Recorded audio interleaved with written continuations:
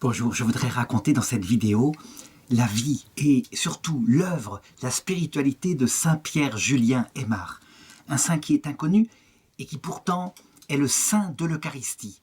Ça veut dire que si on veut comprendre ce que c'est que l'Eucharistie, si on veut comprendre qu'elle est, comme disait Jean-Paul II, la source et la finalité de toute vie chrétienne sacramentelle, eh bien, il faut comprendre qui est Saint Pierre Julien Aymar.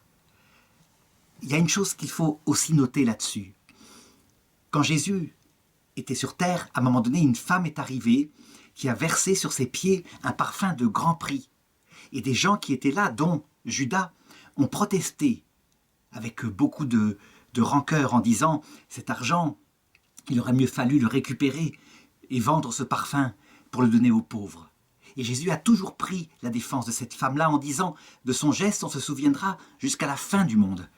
Saint Pierre Julien Aymar, il montre que l'Eucharistie, le fait de centrer sa vie chrétienne sur l'amour du Christ, loin de s'opposer à l'amour des pauvres et à l'occupation qu'on peut avoir pour eux, à leur service, en donne la vitalité. Je dirais que la grande erreur qu'il y a eu en Occident dans les années 60, ça a été quand les prêtres ont relativisé la source de leur vie spirituelle qu'était l'Eucharistie, en croyant être plus actifs, en se consacrant davantage aux pauvres, aux ouvriers, etc. Si bien que leur apostolat s'est comme stérilisé dans beaucoup d'endroits. Eh bien, c'est ce que je vais raconter ici.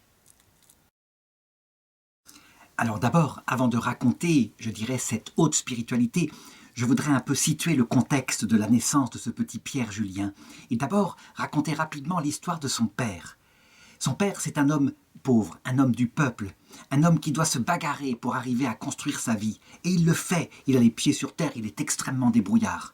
Et cet homme-là, il décide à un moment donné de fonder une famille. Nous sommes exactement en 1785. On voit bien, c'est 4 ans avant la Révolution française. Et donc, dans sa région, du côté des Alpes, eh bien, il trouve une paysanne du coin, une brave femme, qui s'appelle Jeanne-Marie Quoi, et il l'épouse. Et il décide avec elle de fonder une famille. Ils ont de nombreux enfants, dont 2 que je voudrais citer ici, à savoir Antoine, qui va intervenir dans l'histoire que je raconte, et puis surtout Anne-Marie, la grande sœur de Pierre Julien, qui naîtra plus tard. Et puis soudain, voilà que la Révolution française éclate. On croit souvent que c'est une révolution de pauvres gens qui, comme ça, vont pouvoir récupérer des terres, parce qu'ils ont fait des carnets de doléances au roi Louis XVI. En réalité, c'est plutôt une révolution d'étudiants et de bourgeois de la ville de Paris, qui essayent de faire passer des idées. Et ces idées, très vite, ils les font passer par des persécutions tant religieuses que physiques, au point que, pour les pauvres gens, alors que les riches s'appauvrissent, eh bien les pauvres gens entrent dans la misère. Fort heureusement, Julien Aymar, le papa, eh bien c'est un homme extrêmement débrouillard. Et donc, parce qu'il veut que sa famille ne manque de rien, il travaille de tous les côtés possibles. Il invente des métiers. Il est très imaginatif. Il lui faut cette force-là parce que, en plus, sa chère épouse vient à mourir. Alors qu'est-ce qu'il fait ? Il commence par placer ses 3 aînés dans des fermes des alentours afin qu'ils fassent des petits travaux. Et comme ça, ce sont des bouches en moins à nourrir. Et puis, il part avec sa petite fille. En fait, elle ne s'appelle pas Anne-Marie, mais Marianne. Elle a 5 ans, elle est mignonne comme un cœur. Et il part pour essayer de gagner un peu d'argent en faisant le travail d'affûteur de couteaux. Et donc, il passe de ferme en ferme. Seulement, il faut trouver des clients. Et des affûteurs, il y en a beaucoup qui ont cette idée-là. Alors, qu'est-ce qu'il fait ? Eh bien, il envoie sa petite fille qui frappe à la porte de la ferme et qui, très simplement, a appris un petit texte qu'elle dit à ceux qui lui ouvrent la porte. « Je m'appelle Marie-Anne Aymar, j'ai 5 ans, on n'a plus de maison. Ils nous ont tout pris. La nuit, on couche dans les granges. Je suis seule avec mon papa. Maman est morte. Il n'y a pas longtemps, là-bas, dans la montagne. J'avais encore 4 frères et une sœur. Je ne sais pas où ils sont. Il y en a peut-être qui sont morts. Est-ce que vous voudriez bien accepter que nous aiguisions vos couteaux ? Mon papa est là qui attend dehors. » Et les gens sont très touchés par cette petite fille si mignonne, si débrouillarde, si ingénue, si bien qu'il a des clients et qu'il arrive comme ça à gagner quelque argent. L'autre idée à son papa, eh bien, c'est de trouver une nouvelle épouse. Il lui faut non seulement parce qu'il a besoin d'une compagne, mais il a besoin aussi d'une maman pour les petits-enfants, et en particulier pour Marianne. et il la trouve. Il se souvient d'une jeune femme qu'il avait remarquée quand il était plus jeune. Et cette jeune femme n'est toujours pas mariée. Elle s'appelle Marie-Madeleine Pellors. Alors il va vers elle, elle accepte et il l'épouse. Et c'est une femme extraordinaire, très simple mais profondément croyante. Elle va mettre un peu, je dirais, la spiritualité qui manque à ce foyer où c'est un homme trop dans l'extérieur et la débrouillardise. Donc ils se complètent. Si bien que la petite Marianne trouve une nouvelle maman en elle, et puis des enfants naissent qui malheureusement, nous sommes en 1804, donc nous sommes déjà dans les guerres révolutionnaires, vont mourir très vite. Et puis, voilà qu'en 1811, le 4 février, leur naît un fils qui est baptisé le lendemain et qui s'appelle Pierre-Julien. Pierre-Julien Aymar, c'est donc lui dont je vais parler maintenant. Et la première chose que fait cette maman qui a déjà perdu 3 enfants et qui a connu la douleur, eh bien c'est que dès qu'elle va à l'église, elle emporte dans son tablier son petit bébé, Pierre-Julien, et elle le consacre à Dieu afin qu'il le lui laisse, afin qu'il le protège. Et Dieu l'exauce, il va vivre, même si sa santé n'est pas très solide. Pour le baptême, elle confie son petit bébé à ses 2 demi-frères aînés, à savoir Marianne et Antoine, qui seront sa marraine et son parrain. Mais il ne va pas connaître son parrain. En effet, nous sommes maintenant dans la période impériale, et il y a beaucoup de guerres, et donc beaucoup de soldats qui périssent. Et Antoine, qui est en âge, eh bien, il est tiré au sort. Il doit partir pour les armées napoléoniennes, et on ne le reverra jamais. On ne sait pas du tout ce qu'il est devenu. Est-ce qu'il est mort dans une des grandes batailles qui a eu lieu à cette époque-là, ou alors dans la campagne de Russie, qui a été atroce, qui a vu évidemment la grande armée de Napoléon décimée? On ne sait pas. Toujours est-il que ces 2 parents sont vraiment complémentaires, et ils décident même à un moment donné, parce qu'il y a une petite fille qui est là, qui est orpheline, qui s'appelle Annette Bernard, et bien tout simplement de l'ajouter à leur foyer en l'adoptant. Ça, c'est la générosité. Et donc le cœur de cet enfant, manifestement, est nourri d'une foi chrétienne profonde de par sa mère et d'une charité envers le prochain, de par, je dirais, la générosité aussi de son père. Alors, Pierre-Julien, c'est un petit garçon comme un autre, il a des défauts, mais cette vie mystique qui est en lui est assez étrange à décrire, parce que, à 6 ans, alors qu'il voit sa grande sœur faire sa première communion, et qu'à l'époque, le pape Saint-Pédis n'a pas encore permis la communion des petits-enfants, eh bien, il ne peut pas la faire. Mais il y a une espèce d'étrange attraction qui le porte vers l'Eucharistie. Par exemple, quand sa petite sœur, Marianne, le prend sur ses genoux après avoir communié, il est tout bouleversé. Il dit « Tu sens bon, Jésus ». Et un jour, parce qu'il veut faire sa première communion, et évidemment, ce n'est pas permis, un jour, on le cherche partout. Et on cherche, et sa sœur le cherche, et elle finit par le trouver. Il est à l'église, il est perché sur un escabeau, et il est la tête tout contre le tabernacle. Alors sa sœur lui fait le reproche en disant « On te cherche depuis tellement de temps, qu'est-ce que tu fais là ?» Et il répond « Mais je fais ma prière. » Et sa petite sœur lui répond « Pourquoi la fais-tu si haut perché sur cet escabeau? À quoi penses-tu » Et lui il répond « Je pense à Jésus. C'est que je l'écoute et que je l'entends mieux d'ici. » Ça, c'est significatif. Ça indique qu'il a reçu, d'une manière ou d'une autre, par l'éducation de ses parents et par la grâce qui est venue dans son cœur, une véritable vie de prière, une intimité avec le Seigneur. Alors évidemment, du coup, eh bien, le curé s'en rend compte et il permet qu'il soit enfant de chœur. Et d'ailleurs, il est aussi chargé, avec la cloche, de passer dans les rues pour annoncer que la messe va être célébrée. Alors c'est un rôle qu'il adore faire, il veut même l'accaparer, si bien qu'à un moment donné, il finit par voler la cloche, la garder chez lui, à la maison, et comme ça, il n'y a que lui qui peut prendre ce rôle-là.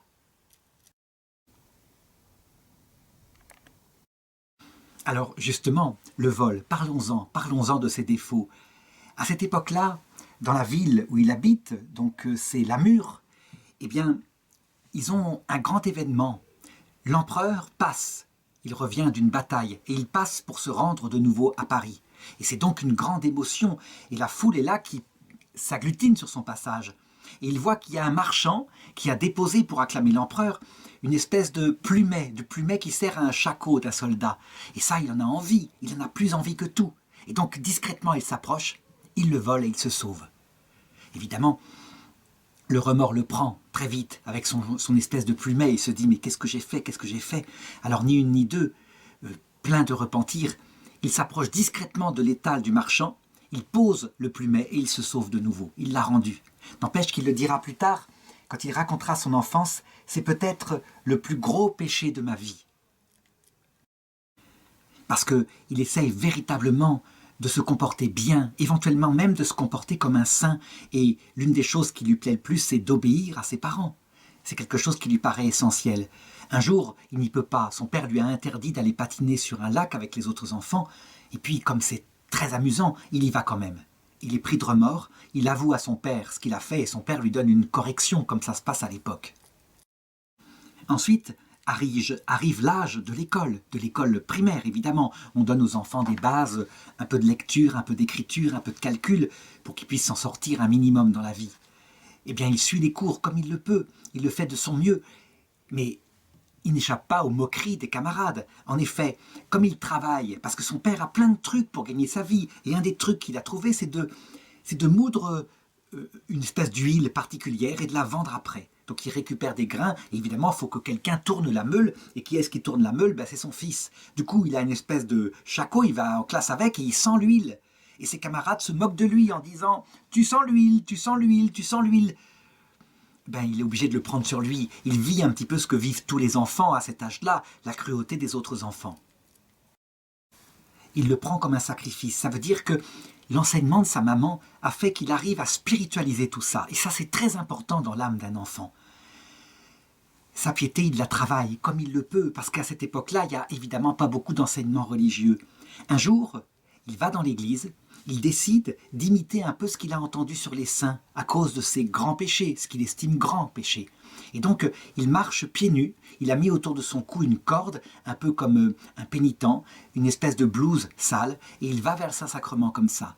Il n'a pas vu qu'il y a dans l'église une dame, qui est là en fait, qui prie, et qui l'observe, et qui croit qu'il se moque.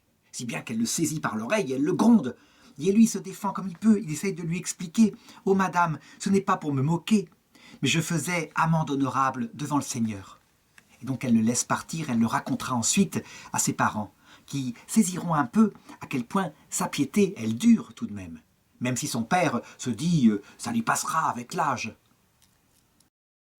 Eh bien manifestement, ça ne va pas lui passer. Ça va s'entretenir. Il fait à un moment donné sa première communion. Le 22 mai 1822, il est même confirmé, il a 11 ans, par Monseigneur Claude Simon, qui est l'évêque, qui quelques années plus tôt a ordonné prêtre un certain Jean-Marie Vianney, celui qui deviendra le saint curé d'Ars. Il fait des actes de piété solitaires, sans que personne le voie. Et d'ailleurs, qui est-ce qui comprendrait? Je crois qu'on se moquerait de lui. Par exemple, il lui arrive de monter pieds nus jusqu'à une colline où on a planté 3 croix. Et là, il y va en pèlerinage, comme un chemin de croix.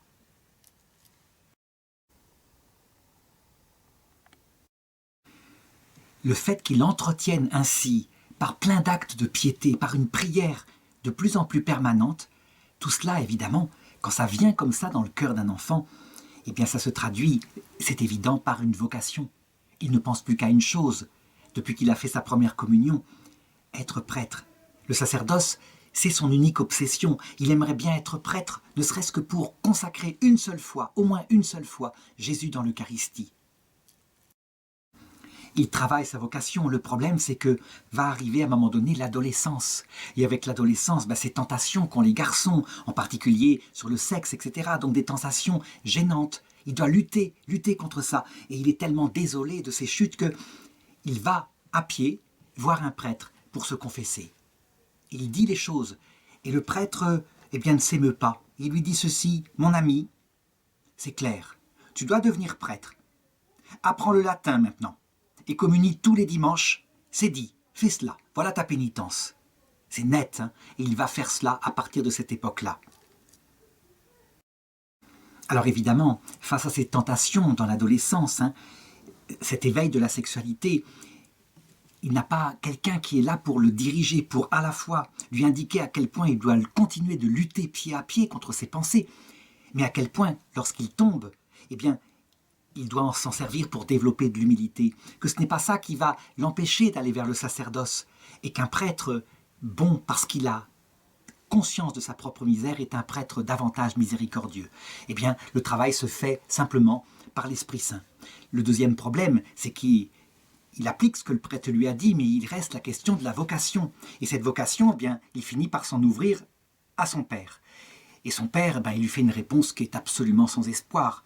Il lui dit « Comment tu veux devenir prêtre?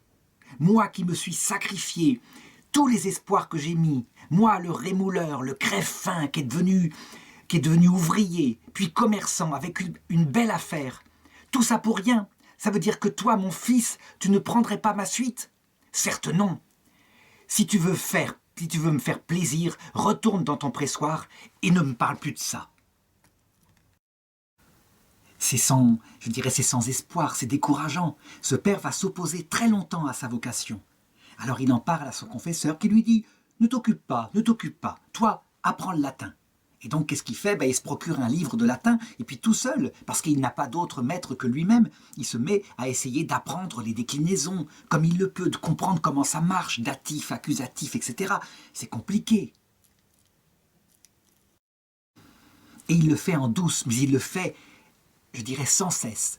Il s'accroche à cela. Par exemple, son père, je l'ai dit, il a plein d'affaires dans tous les sens pour gagner un peu d'argent. Eh bien, dès qu'il est parti, lui, eh bien, il prend sa grammaire, il la sort et il se met à travailler, tout en faisant son travail, après celui qui lui a confié. À un moment donné, son père trouve une nouvelle affaire. Pour gagner un peu d'argent, il se procure quelques bêtes. Et les bêtes, il faut les garder, il faut les mener à paître, évidemment. Eh bien, on confie la tâche à qui? À Pierre Julien. Et ça, c'est formidable. Évidemment, il n'a qu'à laisser les bêtes manger leur herbe, et lui, il s'installe au pied d'un arbre, il ouvre son livre de latin, il travaille. Mais il s'en sort mal. Comment faire pour s'en sortir? Il faudrait qu'il soit aidé. Il sait qu'il y a, pas loin d'ici, une maison où il y a un fils qui est séminariste. Alors il essaye d'aller le voir pour qu'il lui explique ces histoires de datif, accusatif et tout ça, qu'il éclaire ces choses si compliquées. C'est son père qui ouvre, le fils n'est pas là, et quand il voit cette espèce de petit paysan avec une espèce de blouse qui pue l'huile, il l'empêche de rentrer dans sa maison, il lui ferme la porte tout simplement, et donc c'est raté. Et le temps passe, et nous sommes maintenant en 1827, il a 16 ans. Et son père, eh bien maintenant, il a élaboré un projet nouveau. Il veut marier son fils. C'est quelque chose qui est formidable. Trouver une fille qui a un petit peu de bien, unir les deux familles, et comme ça, les affaires vont marcher. Alors, il le lui dit. C'est formidable. Et Pierre Julien, à ce moment-là, il revient à la charge et il lui dit très nettement « Papa, je veux devenir prêtre. Ma décision n'a pas changé. Depuis que je suis sorti de l'école, j'ai commencé d'apprendre le latin. Permettez-moi d'entrer au collège de Namur. » Et le père se met en colère et répond « Le collège, mais c'est trop cher pour nous. » Et il répond, son fils, « Qu'à cela ne tienne, je vais demander une bourse d'études en qualité d'enfant de pauvre. » Alors il le fait et il obtient la bourse. Et donc à la rentrée suivante, il peut rentrer au collège. Le problème, c'est qu'évidemment, il a une bourse qui paye quelques petits trucs. Et pour les livres et tout ça, il faut bien en ajouter. Alors qu'est-ce que trouve comme idée le directeur? Eh bien, c'est de lui confier des corvées en échange d'une aide comme ça. Mais des corvées de plus en plus nombreuses, de plus en plus humiliantes. C'est lui qui balaye la cour, qui fait le nettoyage des salles, etc. Il n'arrête pas. Et c'est même humiliant parce que ses camarades se moquent. Ce petit enfant de pauvre-là qui fait le balayage. Le père, quant à lui, eh bien, il est furieux qu'on traite son fils, son seul fils, vivant, comme un esclave, comme ça. Et donc il finit par se mettre en colère. Un jour, il va le chercher, ça a dépassé les bornes, et il le retire de l'école. Eh bien, le fils accepte, il est bien obligé de retourner à la maison pour reprendre son rôle au moulin. Donc une fois de plus, c'est fichu, sa vocation est tombée à l'eau, on peut le dire. Eh bien non, la Providence va le rattraper de la façon suivante. Voilà que, à Namur, là où il habite, passe un certain abbé Desmoulins, qui s'avère être l'aumônier du collège royal de Grenoble, carrément. Et lui, il entend parler de cette histoire, peut-être par le curé du village. Alors, il va voir Pierre Julien, il lui dit « Aucun problème, moi je vais intervenir, tu viens dans mon établissement, tu y trouveras sans bourse déliée tout ce qu'il faut, les livres, les études, etc. Et donc, en échange, tu feras quelques travaux de jardinage, de ménage, de sacristie. » Évidemment, il faut convaincre aussi le père, eh bien il s'en charge et le père laisse faire. C'est ainsi qu'il se retrouve à Grenoble. Le problème, c'est que ça ne va pas bien se passer, parce que ce prêtre, il n'est jamais là. Et du coup, il ne s'occupe jamais de lui. Il a déjà 18 ans, les autres sont beaucoup plus jeunes. Et donc personne n'est là pour lui apprendre comment étudier ce qu'il faut étudier. Alors en plus il a plein de tâches à faire comme d'habitude, on le prend un peu comme un serviteur. Il trouve quand même des livres à la bibliothèque, ce qui lui permet de travailler un petit peu mais sans méthode. Donc c'est décevant. On peut même dire que ce prêtre, il a été inconséquent. En effet, dans ce collège de Grenoble, eh bien, il est hébergé en pension. 300 jeunes qui ont été mis en prison, des filles et des garçons, certaines filles qui ont été prises à se prostituer, des garçons qui ont été pris à mendier.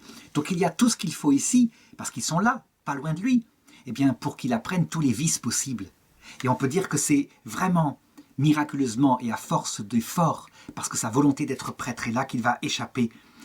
Il le dit d'ailleurs, « J'espère que le Seigneur aura pitié de moi et me retirera de l'abîme de désordre et de crime qui règne dans ce collège. Priez bien pour moi, car j'en ai grand besoin pour me maintenir dans la vertu au milieu de tant de canailles. » Donc on peut dire que tout s'acharne, d'autant plus qu'un jour, le directeur le voit dans la cour, il le croise et il lui dit « Oh, comme ça, tout de go, oh mon pauvre petit, ta maman est donc morte ?» Voilà comment il lui annonce la triste nouvelle. Sa maman vient de mourir, effectivement, celle qui lui a appris tout de sa foi. Il en est bouleversé. Il ramassait un panier pour faire un travail, une fois de plus, il le laisse tomber à terre. Immédiatement, il part, il retourne chez son père, il y arrive. Mais c'est trop tard, l'enterrement est déjà fini. Et donc son père tombe dans ses bras. Et vraiment, il le supplie. Il lui dit « Ah, Pierre Julien, je t'attendais. Tu ne peux pas retourner à Grenoble, n'est-ce pas? Reste avec moi. » Et donc il va rester, ne serait-ce que parce que, évidemment, à Grenoble, ça ne sert à rien. Manifestement, il risque de perdre sa vocation et de perdre sa vertu. Donc une fois de plus, sa vocation semble perdue. Et la Providence va encore intervenir une fois. Cette fois, c'est en mai 1829. À l'occasion d'une mission, il y a le père Guibert, qui est un oblat de Marie Immaculée, qui passe à la mure et qui dit simplement à Pierre Julien, « Entre au noviciat, chez les oblats de Marie Immaculée. » C'est la solution. Alors évidemment, quand le père apprend ça, il se met en colère et il dit « Quoi? Ce n'était donc pas fini? La tombe de sa mère est à peine refermée. Et puis il y a les échecs successifs de ce garçon. Il avait repris le pressoir de plein gré. Il me devenait indispensable. Et puis à 18 ans, c'est trop tard, il est trop vieux. Jamais il sera accepté. » Alors le prêtre lui parle de la grandeur de la vocation, et le père, une fois de plus, finalement, il cède et il accepte qu'il parte. Et cette fois, ça semble marcher. C'est vraiment une maison organisée, pieuse, fervente, avec des études et des compagnons qui peuvent l'aider.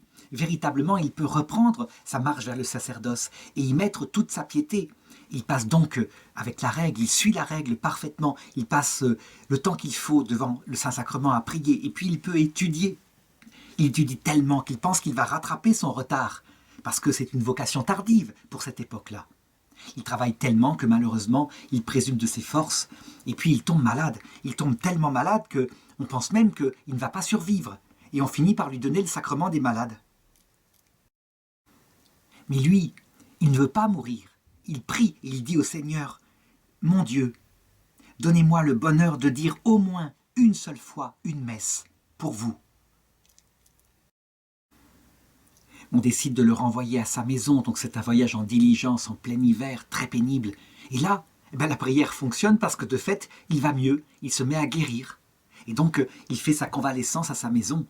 Et ça ne va pas durer malheureusement, ou peut-être que c'est le Seigneur qui lui a fait rentrer à la maison parce que subitement, son père, qui avait tant travaillé toute sa vie pour ses enfants, pour qu'il ne manque de rien, qui avait maintenant 70 ans, lui aussi tombe malade. Et tombe malade gravement. Et il est là, et il l'entoure, et il s'occupe de lui. Et ce père, qui s'était si longtemps opposé à sa vocation, change à ce moment-là, à l'article de la mort, complètement de pensée. Et il confesse à son fils à quel point il a été obstiné, égoïste, avec ses propres projets qui passaient avant les siens. Et donc il lui pardonne bien volontiers. On peut dire que ce pardon, cette réconciliation sur le lit de mort, fait que ce père est mort, dit-il, dans la paix, avec le visage illuminé dans ces dernières heures et la certitude qu'il allait rencontrer le Seigneur. Nous sommes le 3 mars 1831 et Pierre Julien a 20 ans. Cette fois, on peut dire que plus rien ne s'oppose à son entrée au séminaire, quoi, pour être prêtre, un prêtre séculier. Et donc, il veut aller au séminaire de Grenoble. C'est son idée. Alors évidemment, il a un passé derrière lui, de nombreux échecs. Il a eu beaucoup de mains qui lui ont été tendues pour qu'il puisse y rentrer. À chaque fois, ça s'est terminé mal. Il est revenu. Et donc, est-ce qu'il va être accepté au séminaire de Grenoble? Il faut savoir en plus qu'à cette époque, comme peut-être maintenant, eh bien, il faut des lettres testimoniales. Ça veut dire une lettre écrite par un prêtre, par exemple, qui témoigne de sa vertu pour être accepté. Et donc lui, il fait ce qu'il peut. Il va demander au curé du village. Et le curé du village la lui fait bien volontiers. Il l'écrit et puis il la lui rend. Elle est cachetée avec un cachet de cire. La grande sœur, Marianne, elle se dit ça, c'est douteux. Le fait que la lettre comme soit cachetée. Alors ni une ni deux, qu'est-ce qu'elle fait? Discrètement, avec un couteau, elle soulève, elle coupe le cachet et elle ouvre la lettre. Et elle fait bien. Dans la lettre, ce ne sont pas des compliments. C'est une destruction. On parle d'un gamin qui n'a pas de stabilité, qui est bon à rien, qui, je dirais, à chaque fois déçoit ceux qui ont fait confiance en lui, etc. Bref, elle ne fait ni une ni deux, elle prend la lettre, elle la met au feu. Et elle a bien raison. Et lui, il part comme ça pour Grenoble, évidemment, ce qu'elle a fait est risqué. Et il a la chance d'être reçu par hasard, un hasard qui est absolument providentiel, par Monseigneur de Mazenot. C'est un évêque célèbre qui a fondé les Oblats de Marie. Et Pierre Julien, très simplement, lui raconte tout. Et lui, il voit bien que c'est une vocation sérieuse, si bien qu'il lui dit « C'est moi qui vais vous présenter au supérieur du séminaire. » Et donc il arrange tout, il est reçu au séminaire, et là il commence vraiment des études sérieuses, vocation tardive, en retard. Il rattrape son retard, il travaille. Et ses supérieurs sont tellement contents de lui que, quand arrive l'âge où il peut être ordonné prêtre, et les choses vont assez vite à l'époque, il a 23 ans et demi, on le présente à l'ordination. Et donc il est ordonné prêtre exactement le 20 juillet 1834. Il peut célébrer sa première messe. Sa première messe, habituellement, elle est réservée à la famille. On part dans sa famille et on la donne à ses frères et sœurs avec les premières bénédictions. Lui, il ne veut pas faire ça. Il va en pèlerinage dans un sanctuaire marial. Quand il a perdu sa maman quelques années plus tôt, le premier réflexe qu'il avait eu, c'était de dire à la Vierge Marie « Maintenant, vous serez mon unique mère ». Et donc, il lui confie à elle, qui l'a protégée absolument miraculeusement dans son chemin vers le sacerdoce, sa première messe. Et ensuite, il va dans sa famille, où là, il peut, je dirais, combler sa sœur Marianne, son autre sœur Annette, etc., de son sacerdoce.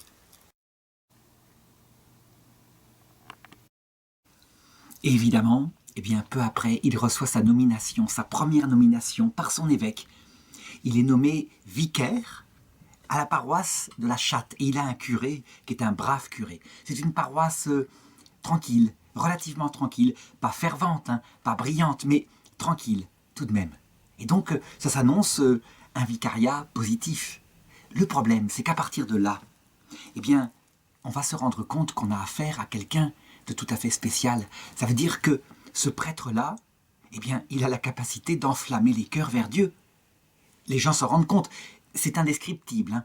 Ça veut dire qu'il ne faut pas s'attendre à ce qu'il fasse plus que les autres curés fervents du secteur. Il s'occupe de tout, il est dévoué, il va vers les jeunes avec le catéchisme, il fait la prédication selon la demande de son curé, qui est son supérieur, etc. Oui, mais quand on l'écoute, c'est pas pareil.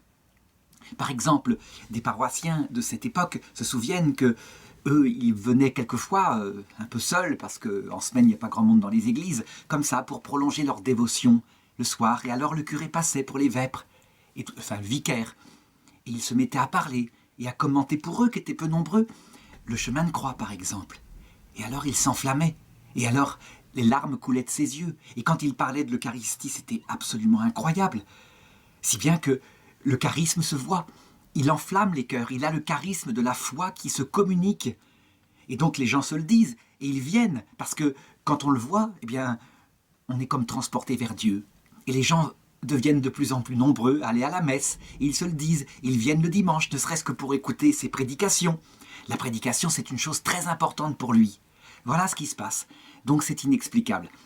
La source, on la connaît, c'est pas simplement un charisme extérieur. Hein. Des charismes, il y en a. Ça peut arriver que quelqu'un qui n'est pas saint ait un charisme. Jésus n'a jamais lié les charismes à la sainteté. Il le dit lui-même à des gens qui arrivent à l'heure de la mort. Mais nous avons chassé des démons en ton nom. Allez-vous-en loin de moi, je ne vous connais pas, vous qui faites le mal. Lui, c'est un charisme issu d'une sainteté qui émane de son cœur manifestement. Et les gens le voient bien par ses actes. Il est bon, il est généreux, il n'a rien pour lui, il s'occupe des pauvres, etc.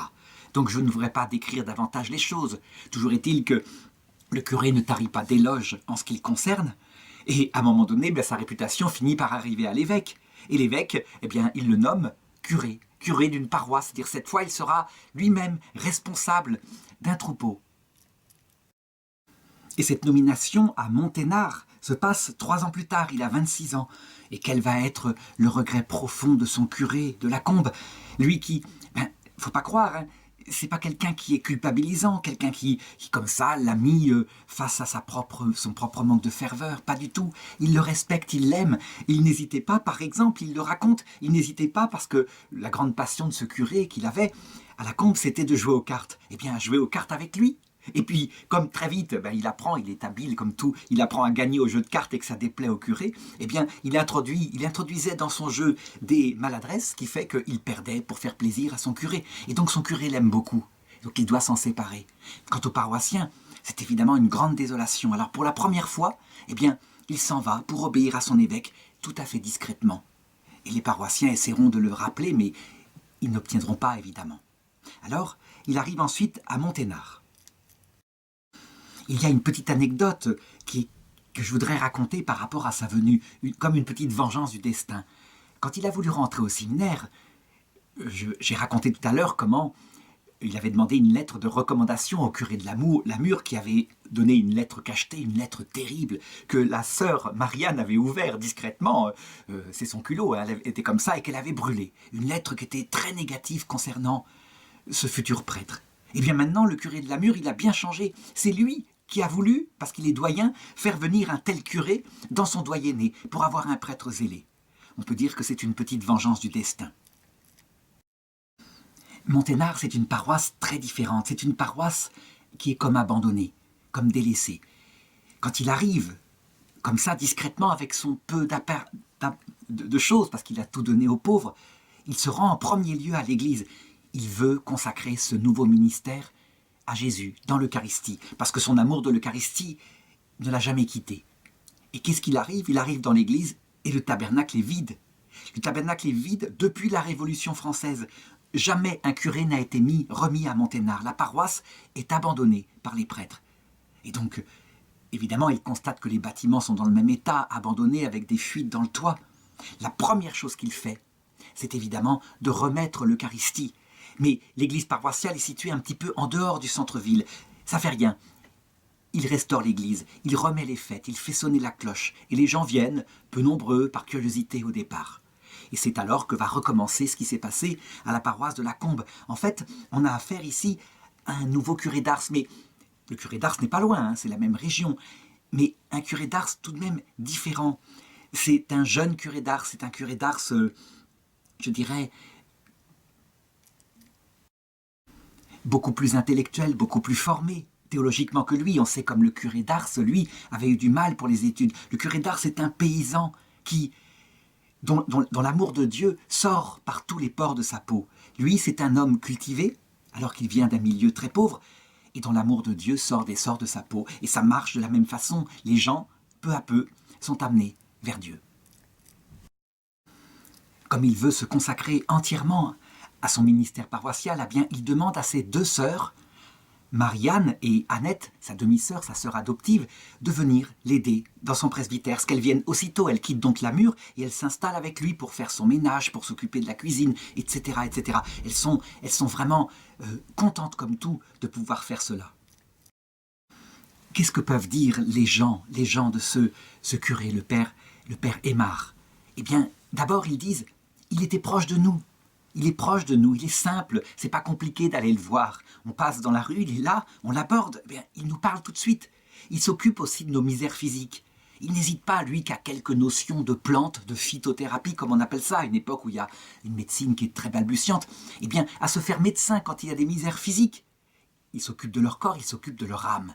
Et cette piété, cette ferveur qui émane de lui, eh bien, elle se communique un peu comme une bougie qui allume une autre bougie, puis une autre bougie. Et du coup, la paroisse entière retrouve son climat de ferveur qu'elle avait perdu, je l'ai dit, depuis 40 ans.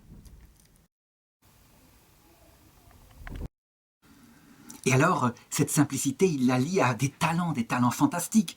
Par exemple, il se rend compte qu'il faut que les jeunes soient formés en catéchisme, c'est ce qu'il faut, c'est fondamental. La foi se forme dès l'enfance. Et donc, il dit qu'il va faire, pour les jeunes, des réunions le dimanche où il racontera des histoires qui seront drôles, qui seront cocasses, qui seront fantastiques, un peu comme le cinéma. Et donc les jeunes viennent, les enfants aussi, pour y assister. Mais évidemment, très vite, les parents aussi se mettent derrière les enfants parce qu'ils veulent participer à ça. C'est comme un loisir finalement.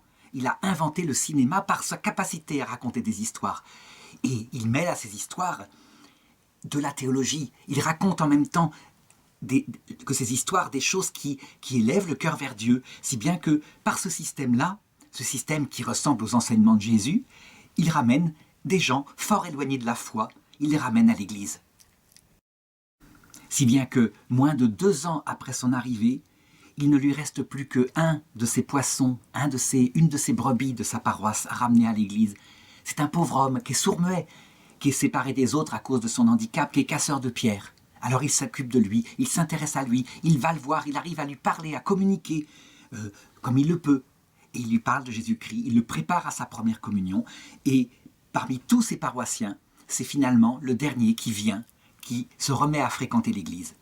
On peut dire que pas une de ces brebis qui lui a été confiée ne s'est perdue, en tout cas de manière visible ici, et certainement, très certainement, de manière éternelle, mais ça nous le verrons dans l'autre monde.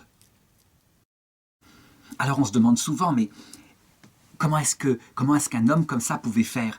Et donc les curés actuellement, les prêtres analysent en disant, on n'arrive pas à ramener les gens à la paroisse parce qu'on a une concurrence qui est la télévision, donc quel que soit le talent qu'on a, on pourrait raconter des histoires, les gens ne viendraient pas. La réalité, c'est que ce ne sont pas les histoires, ce ne sont pas non plus les belles musiques. On peut faire ce qu'on veut dans une église qui ramène les gens à Dieu. C'est parce que, en plus de cela, qui est utile, effectivement, il a un talent, c'est qu'on parle de Dieu, de Jésus-Christ. On donne aux gens le sens de la vie. Et ça, je voudrais vraiment insister là-dessus. Je me rappelle, j'enseignais il y a quelque temps la religion. Et évidemment, je le fais avec tout mon cœur, etc. Je me rendais compte à quel point, en Belgique, les élèves étaient touchés quand même quand c'était des sujets religieux, que je ne faisais qu'à 20% du temps, puisque c'était comme ça qu'était le programme de religion.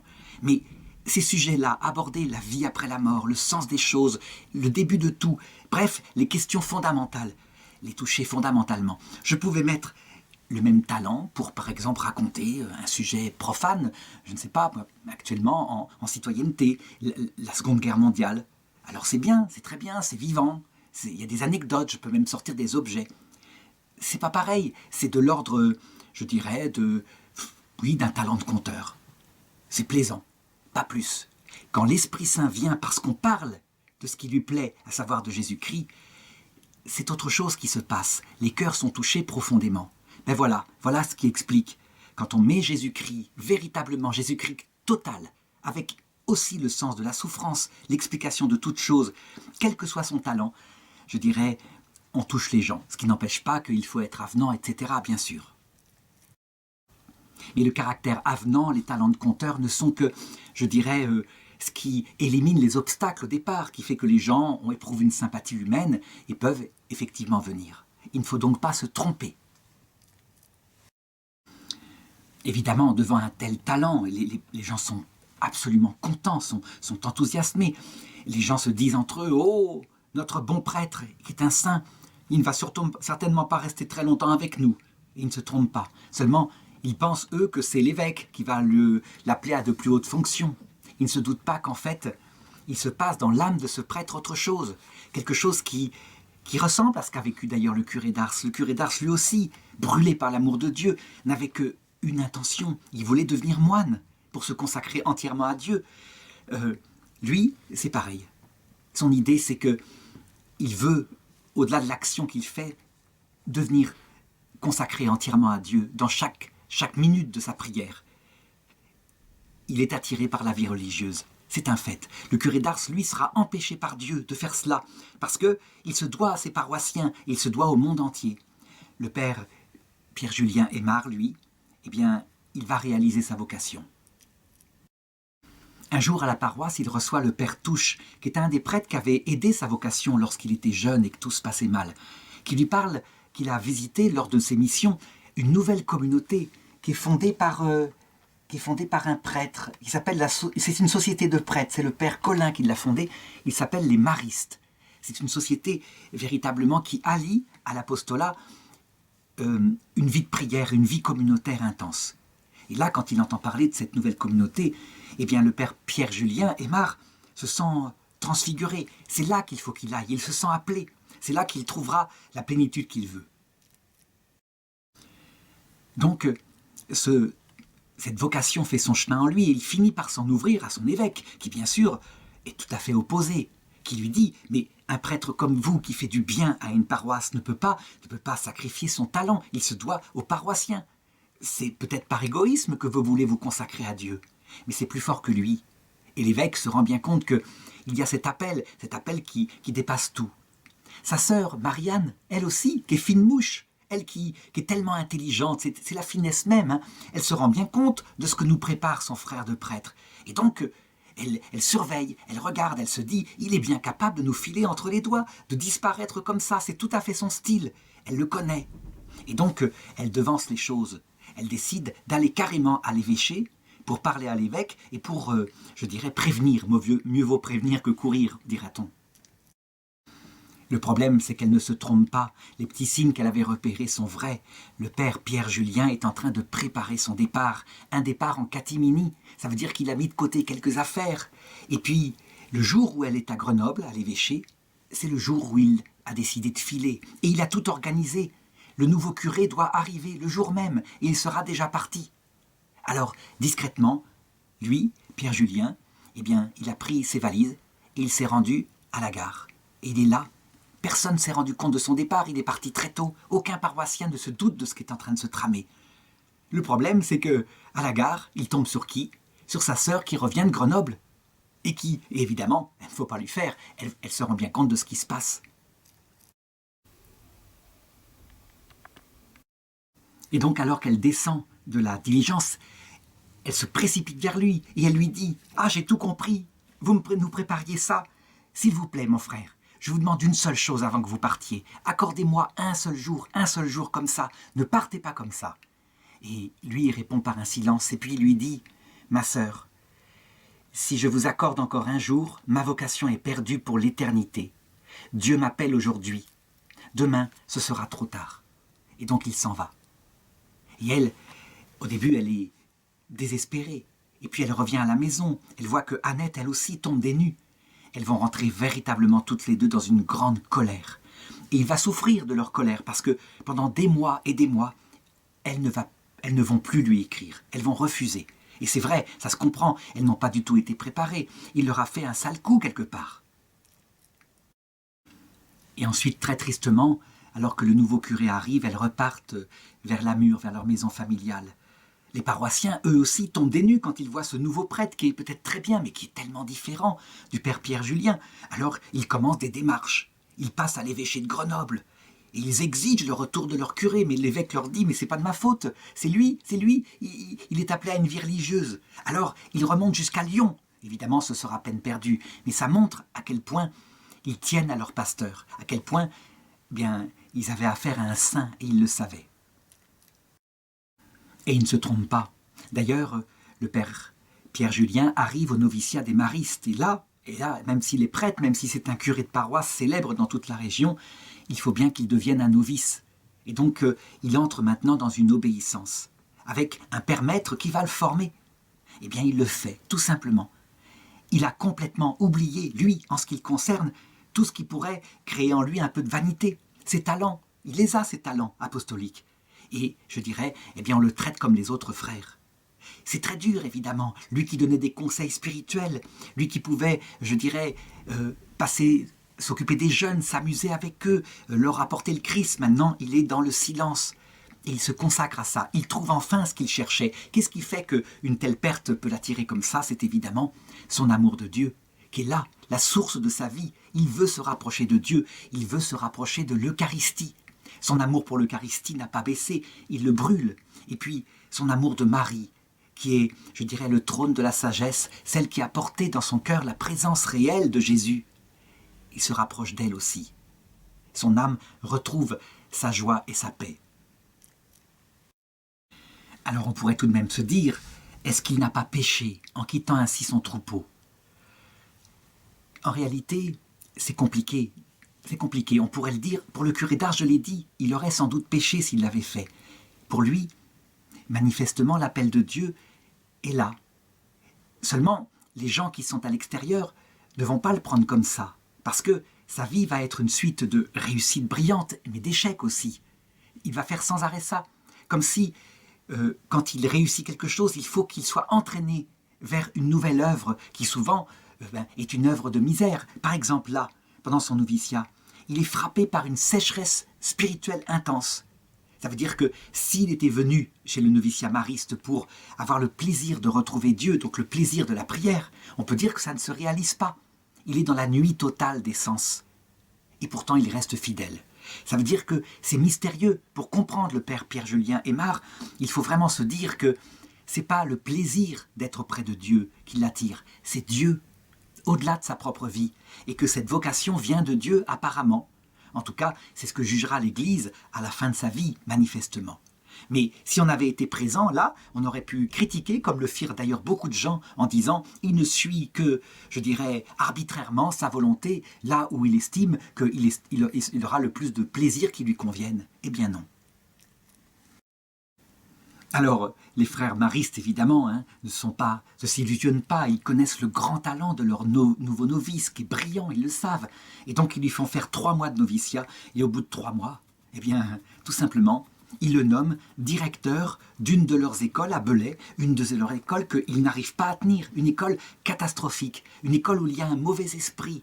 Ça veut dire qu'en fait, à cette période-là, qui est un peu révolutionnaire, les jeunes, les lycéens, les collégiens, etc., ont acquis les idées révolutionnaires. Quand un frère essaye de leur parler du Christ, de la discipline, de la nécessité de travailler, ils se révoltent, ils rigolent, ils ricanent, ils n'obéissent pas. C'est catastrophique. Et donc, en désespoir de cause, ils font appel à leur novice en se disant « il a un talent, il va peut-être le reprendre ». Alors il accepte cette nomination dans l'obéissance. Et il arrive là-bas, il s'aperçoit effectivement que c'est catastrophique. Alors, il est contraint au début, tout de même, de renvoyer certains qui seront manifestement irréformables. Donc il faut bien purifier le collège des éléments meneurs. Mais ensuite, une fois que c'est fait, il n'a pas changé les consciences.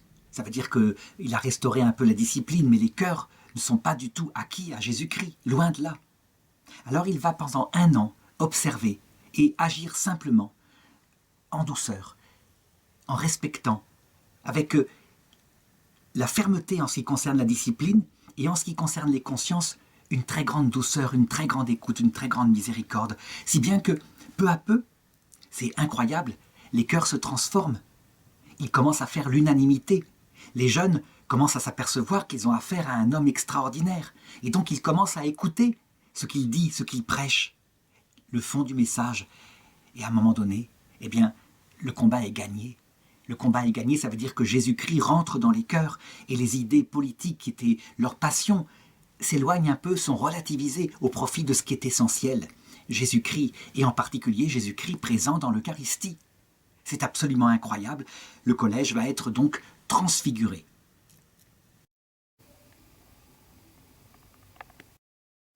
Alors attention, on ne peut pas dire qu'il est tout seul à obtenir ce miracle. Il y a d'autres prêtres maristes avec lui, dont le père Chanel, qui sera d'ailleurs canonisé par l'Église, qui mourra martyr en partant en mission, dans les missions étrangères organisées par les maristes. Donc il y a véritablement des hommes extraordinaires qui sont là et qui remportent cette victoire. Alors, quelles sont ses méthodes? Eh bien, ses méthodes, c'est simplement lui-même et son rapport à Dieu. Lui-même avec ses charismes, certes, mais son rapport à Dieu en premier. Ça veut dire qu'il Effectivement, il aime aller avec les enfants, il aime même jouer en récréation avec eux, et il est un boute-en-train extraordinaire. Il s'est même emparé d'un tambour, il n'hésite pas à battre la chamade, au point qu'un jour, alors qu'on l'attend pour un sermon, il a complètement oublié, et on finit par le trouver parce que, au son du tambour, où il est en train de s'entraîner en vue de quelques fêtes, quelques cérémonies qu'il a organisées avec les enfants. Il y a ça, mais je l'ai dit, c'est sa personnalité, un charme profond et indéfinissable qui ramène les cœurs vers Dieu. Et du coup, cette étrange réputation mystérieuse se répand tout autour, au point que on l'appelle même pour ramener à Dieu des anciens grognards de Napoléon. Et ça marche. Par exemple, un général qui ne veut pas entendre, le général Carrier, eh bien c'est lui qui va le ramener à Dieu sur son lit de mort, en lui conférant tous les derniers sacrements, mais pas seulement ça, une très grande paix intérieure. Alors évidemment, cette charge est très lourde, hein. Un collège comme ça, si bien qu'à un moment donné, il tombe malade, et ses supérieurs ne veulent absolument pas perdre un tel élément brillant. Alors, il lui faut une charge moins lourde. Et qu'est-ce qu'ils estiment comme charge moins lourde? Eh bien, c'est de le nommer supérieur provincial des maristes, tout simplement. Alors, comme charge moins lourde, on ne fait pas, je dirais, il faut trouver mieux. Il se trouve responsable, lui, qui se remet à peine d'une grave maladie, des frères maristes. Alors, il accepte cette charge à reculons, bien sûr. Et on peut dire que durant son ministère, il va être celui qui va envoyer le plus de missionnaires, parce que ses vocations affluent dans les missions extérieures à l'étranger pour annoncer le Christ. Certains sont même martyrisés, comme il aimerait les suivre et aller lui-même en mission, mais sa charge est là qui l'appelle. Il va aussi aller à Lyon très souvent, où il va rencontrer, on peut dire, toute la sainteté du temps, comme par exemple Pauline Jaricot, cette jeune fille toute simple, toute jeune, qui a l'idée d'un chapelet perpétuel qui se répand dans l'Église universelle, et aussi de récolter de l'argent pour aider les missions, et son œuvre se répand, pareil, dans l'Église universelle, et même reprise par le Vatican, par la propagation de la foi, et qui finira ruinée, parce que, en ce qui la concerne, dans sa vie personnelle, elle a été roulée de toutes les façons possibles par des usuriers. Il rencontrera aussi un juif converti, devenu prêtre, un homme de feu, le père Hermann Cohen. Il rencontrera plein d'autres gens comme ça. Cependant, en lui, il y a toujours cet étrange feu qui est là. Ça veut dire que, sous l'influence du père Hermann Cohen, qui est brûlé par l'Eucharistie, qui voudrait d'ailleurs créer une adoration de nuit, parce qu'il le dit, lui qui est un artiste, c'est un pianiste très proche de Franz Liszt, il le dit, dans la nuit, quand on adore, il y a une mystérieuse alchimie qui se passe, comme si l'Esprit Saint pouvait passer davantage. Et donc il travaille avec lui à l'instauration, dans l'Église de France, de cette adoration nocturne à Fourvière, à Paris ensuite, etc. N'empêche qu'il se rend compte qu'il faut multiplier la dévotion à l'Eucharistie. Cette Eucharistie envers qui il a toujours eu son amour, un amour total depuis sa première communion, il veut faire quelque chose. Et il s'en ouvre à son supérieur général. Et il se rend compte que, pour bien faire, il faudrait presque créer une communauté, quelque chose comme ça, qui soit entièrement consacrée à répandre l'amour de l'Eucharistie. On pourrait dire, mais il suffit qu'il le fasse dans sa communauté, d'autant plus que 2 ans après, il est tout simplement élu visiteur général, ça veut dire supérieur général des maristes. C'est à lui, maintenant, de transfigurer son ordre mariste pour le centrer sur l'Eucharistie. Il ne veut pas faire ça. Il veut respecter la grâce du fondateur des maristes, véritablement. Et il le fait. D'ailleurs, à un moment donné, il est appelé pour inaugurer dans un collège une statue de la Sainte Vierge. Et on se rappelle que ce jour-là, il fait une prière en disant « Bonne mère, ne vous laissez jamais arracher de ce lieu où vous êtes établi pour veiller sur toute la maison. » Et la statue, elle est montée sur un espèce de socle qui a été fait par les élèves, qui est un peu brinque-ballant, c'est une grande statue. Et on constate que quelques mois plus tard, alors qu'une grande tempête souffle sur la région, qui va renverser une partie du préau, qui va renverser des maisons, des toits dans le secteur, la statue brinque-ballante, elle est là, intacte, debout. Et les gens diront, la prière qu'avait fait le père Pierre-Julien Aymar, est-ce qu'elle n'a pas été réalisée comme un signe là, par la Vierge Marie? Eh bien, il est là, il continue à rêver de cette communauté qui pourrait... Il en parle même au curé d'Ars, il va à Ars, et le curé d'Ars l'encourage là-dedans. Il faut faire quelque chose, effectivement. D'où lui vient cet étrange appel? Là encore, plus tard, il y aura 2 analyses. Il y a ceux qui diront c'est un caprice. Il veut faire son œuvre. Et ceux qui diront, c'était plus fort que lui, c'était manifestement l'Esprit Saint qui ne le lâchait pas depuis son enfance, qui voulait qu'il crée quelque chose en rapport avec l'Eucharistie. Alors, au début, lui, il ne sait pas comment faire. Comme il est supérieur général et que le tiers-ordre, il a réussi, le tiers-ordre des maris, c'est-à-dire des laïcs qui sont proches de la communauté, il a réussi à leur redonner leur ferveur. Il se dit, est-ce que je ne pourrais pas leur donner une orientation eucharistique? C'est comme ça qu'il faut le faire. Ben, manifestement, c'est pas ça. D'ailleurs, il perd sa charge de supérieur général, parce que c'est normal, c'est comme ça que ça se passe, et il est envoyé cette fois à Toulon pour, de nouveau, une charge extraordinairement lourde, requinquer un collège mariste qui ne va pas. Et il y va, simplement, et il s'emploie, et ça marche de nouveau, mais il constate que, quand il parle de l'Eucharistie aux jeunes, l'efficacité est extraordinaire. Il le dit, la perte de la foi vient de la perte de l'amour. Et l'amour, il peut se retrouver par la communion fréquente, parce que quand le Seigneur vient dans le cœur, comme ça, sensiblement, eh bien, il finit par venir dans l'âme, profondément.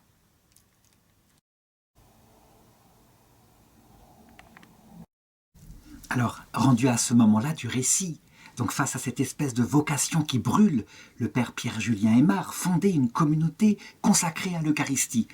On doit se poser une petite question théologique. Est-il vrai que l'Eucharistie est le fondement et le centre de toute la vie de l'Église? C'est une question qui se pose, et c'est vrai que quand on regarde les documents d'Église, on voit que parfois c'est formulé comme cela. En réalité, en suivant les grands docteurs de l'Église, et aussi les docteurs spirituels comme sainte Thérèse d'Avila, il faudrait dire plutôt que l'Eucharistie est le fondement et le centre de toute la vie de l'Église, de toute la vie sacramentelle de l'Église. En réalité, dit saint Jean Chrysostome, le rapport de l'Eucharistie à la vie de l'Église, c'est le même rapport qu'on pourrait faire dans le couple et dans le mariage, entre le don des corps qui est concrètement l'expression de l'amour, et puis l'amour des époux. Est-ce que le don des corps pourrait être, je dirais, sacrilège, au point qu'il n'a aucune valeur? Oui, bien sûr, s'il n'y a pas d'amour. Et est-ce que l'amour pourrait se passer du don des corps pour un jeune couple? Certainement pas, ou très rarement. L'expression est concrète et s'exprime par là. C'est une volonté de Dieu. Donc il y a un rapport vital entre les deux, mais évidemment, ce qui est fondamental, c'est l'amour profond que l'homme et la femme éprouvent et veulent, choisissent l'un pour l'autre. Donc le fondement de la vie de l'Église au sens fort, c'est pas l'amour de Jésus Eucharistie, c'est l'amour de Jésus, tout simplement, ce qui explique que l'Église peut subsister lorsque l'Eucharistie n'est plus possible, comme ce fut le cas par exemple en Union soviétique, au moment des soviétiques. Il n'empêche, les femmes qui répandaient la foi parmi leurs enfants leur parlaient de l'Eucharistie qui reviendrait un jour et mettaient dans leur cœur le désir de recevoir très concrètement Jésus-Christ qui vient se poser sur la langue du fidèle pour descendre dans son cœur très palpablement. Donc c'est adapté à nous durant notre séjour sur terre. C'est le pain du désert. Ça ressemble à la manne dans le désert, évidemment. On préférerait tellement que Jésus soit physiquement, visiblement, palpablement présent devant nous. Donc ça ne durera pas pour l'éternité, l'Eucharistie disparaîtra dans l'autre monde. Voilà un petit peu le rapport. Il n'empêche que l'intuition du père Pierre-Julien Aymar, ce feu, et il le reçoit, je dirais, presque charismatiquement, spirituellement, à Fourvière. Lors d'une prière, il s'était rendu à la basilique de Fourvière à Lyon. Il sent qu'il faut qu'il fasse quelque chose.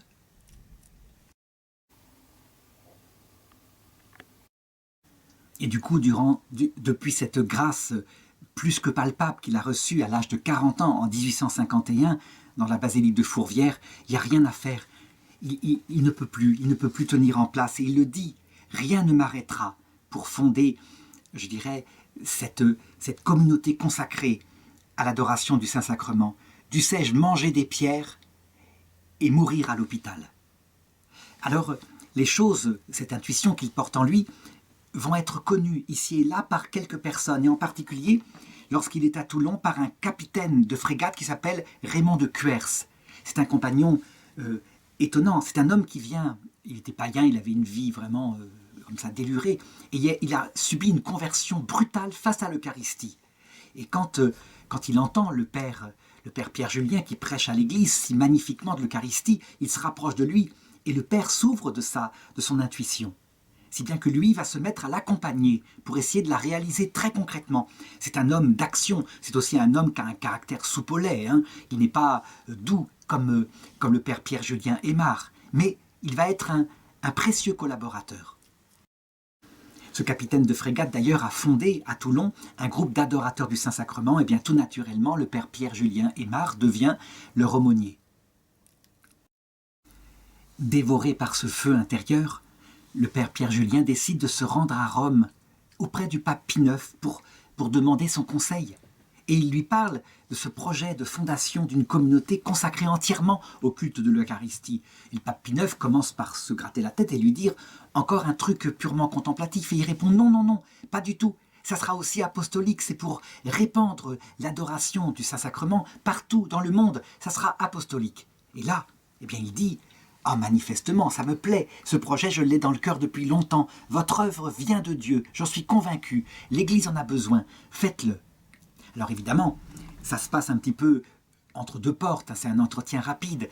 On peut donc dire que le pape Pie IX, il a parlé comme ça de l'abondance du cœur.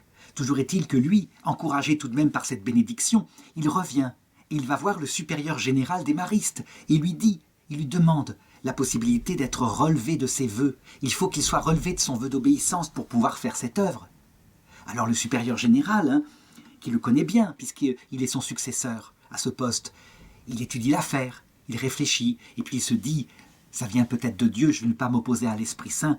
Il décide de lui donner l'autorisation. Et puis, finalement, d'autres pères viennent le voir et lui disent « Mais pas du tout, c'est encore un de ses caprices, il n'a pas arrêté toute sa vie, il est connu pour ça, il change d'orientation permanente, il n'est pas stable. » Et donc, il décide de lui retirer l'autorisation. Alors le père Pierre-Julien, il lui reste une chose, c'est de passer au niveau supérieur, c'est-à-dire d'aller voir l'archevêque. L'archevêque de Paris, là où est la maison mère des maristes, à savoir Monseigneur Ciboure. Entre-temps, le supérieur général a parlé à son vicaire général, et le vicaire général, la réponse est toute trouvée. Non, c'est non, on arrête ce truc-là, encore un caprice de plus, il faut qu'il reste à son poste, il fait très bien cette œuvre-là, et ça marchera très bien.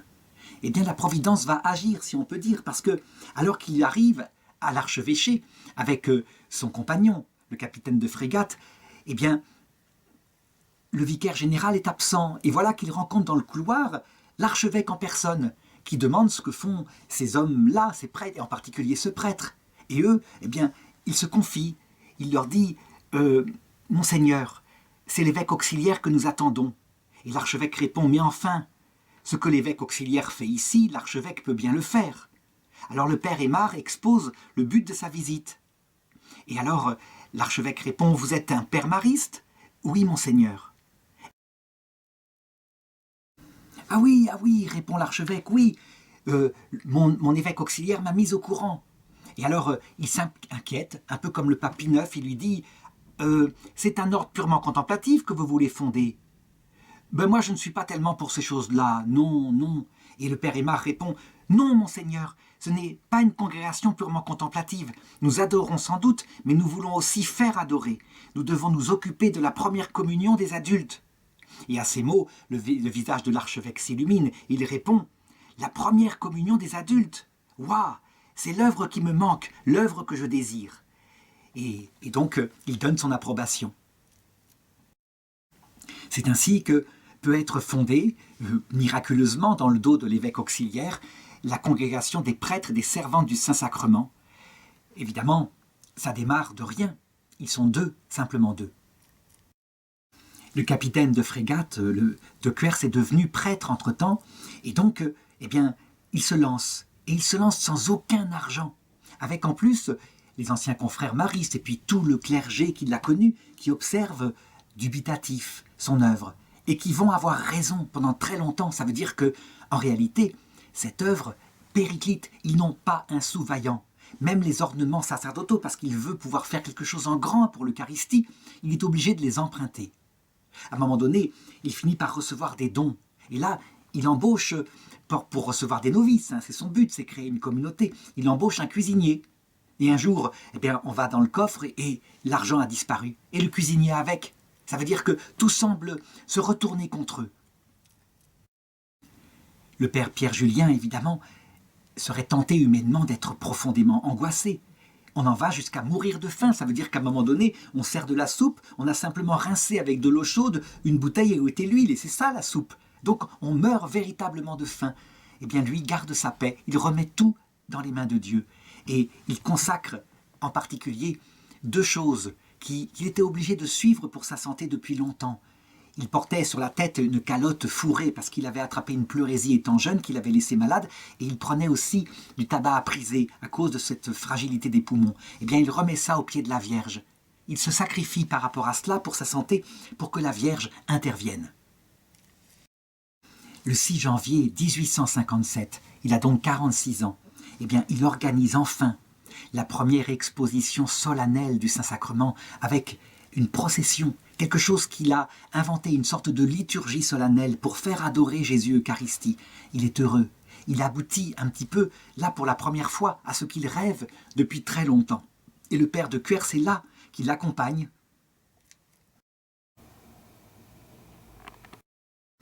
Et qui n'est pas toujours un compagnon facile, mais qui est dévoué tout de même. Par exemple, parce qu'on n'a vraiment pas d'argent, il finit par donner son trésor. Il avait gardé un livre précieux. Eh bien, il accepte qu'on le vende à un bouquiniste qui donne quelques francs en échange. Et avec ça, on peut accueillir peut-être quelques novices qui se présentent, mais qui très vite s'en vont, repartent, ne serait-ce que parce qu'on meurt de faim, tout simplement, je l'ai dit. Un jour, le père Pierre Aymar décide, devant le Saint-Sacrement, de mettre quelques chaises en rang, de manière à ce que des personnes plus âgées puissent adorer, mais en s'asseyant, parce qu'elles ne peuvent pas rester comme ça, à genoux. Quand le père de Cuers constate ça, il entre dans une colère de capitaine de frégate qu'il est, et ils envoient balader les chaises par la fenêtre. Pour lui, je dirais, c'est une question d'honneur. Devant le Saint-Sacrement, on est à genoux ou on est debout. On ne va pas s'asseoir, c'est n'importe quoi. Et devant cette colère, eh bien, quelques novices qui étaient là, stupéfaits devant ça, eh bien, finissent par eux aussi prendre la poudre des escampettes et ils ne reviendront pas.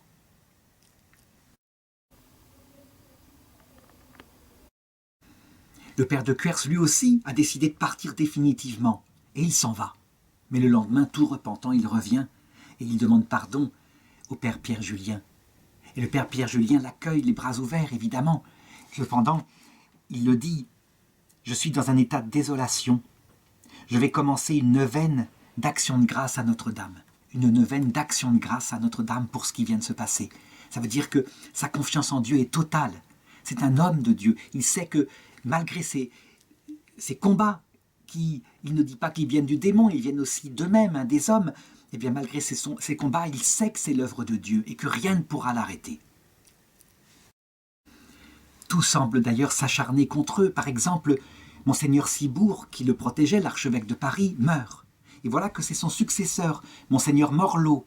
Et son successeur, eh bien, on lui a parlé, on s'est chargé de parler de ce prêtre qui fait n'importe quoi, qui n'est pas stable du tout, et qui, évidemment, c'est misérable ce qu'il fait, etc. Si bien que, alors qu'il a reçu une lettre du père Pierre Julien Aymar pour une reconnaissance prolongée de son œuvre, eh bien, sans même la lire, il prend la lettre, il la balance au feu. Et puis quand même, il réfléchit la nuit, il est pris de remords devant son geste inconsidéré, il se repent, et finalement, il décide de laisser une chance au père Pierre Julien, et donc de lui reconnaître provisoirement son œuvre. On verra bien ce qui se passera, dit-il.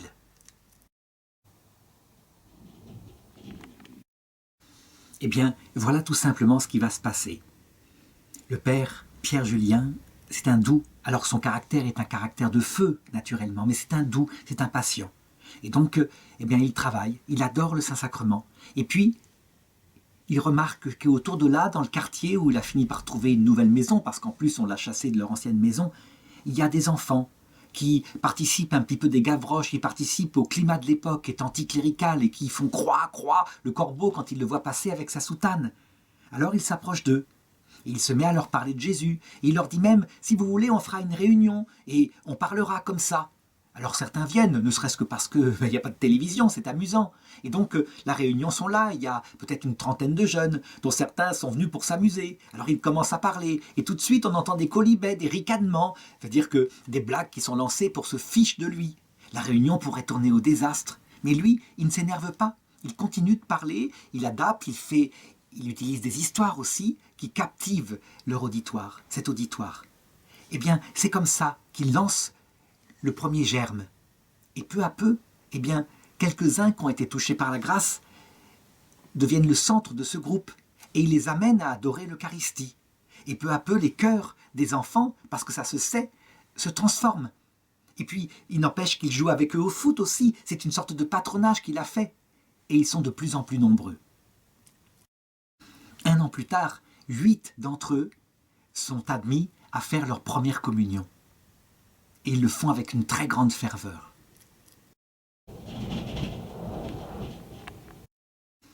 Car le père Pierre Julien a insisté sur ça.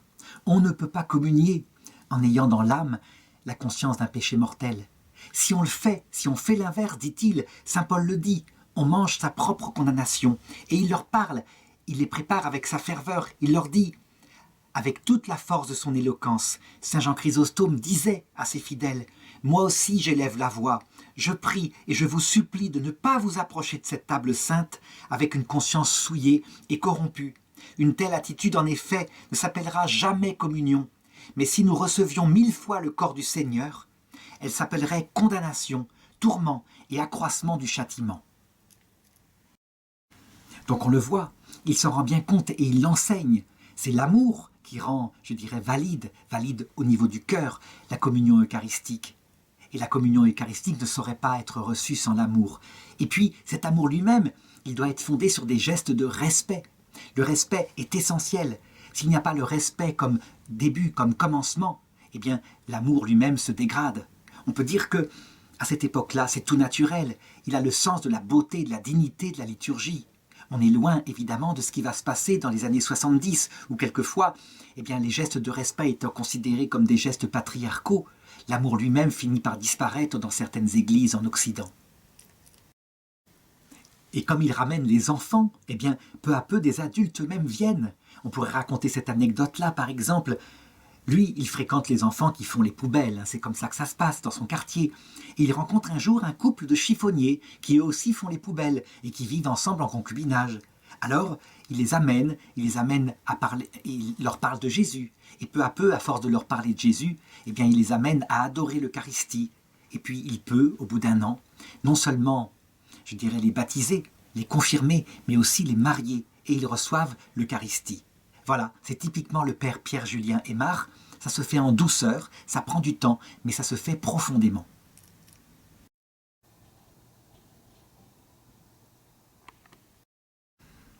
Il aura ensuite des soucis canoniques. Ça veut dire que, bon, devant son œuvre, qui malgré tout quand même grandit un petit peu, c'est pas très très convaincant, mais quand même, eh bien, l'archevêque de Paris se dit qu'il faudrait sans doute unir les forces. Et parce qu'il y a eu un ordre qui s'est fondé par le père Chevrier, qui est à peu près analogue, c'est l'œuvre du Prado, pourquoi ne pas unir les deux choses?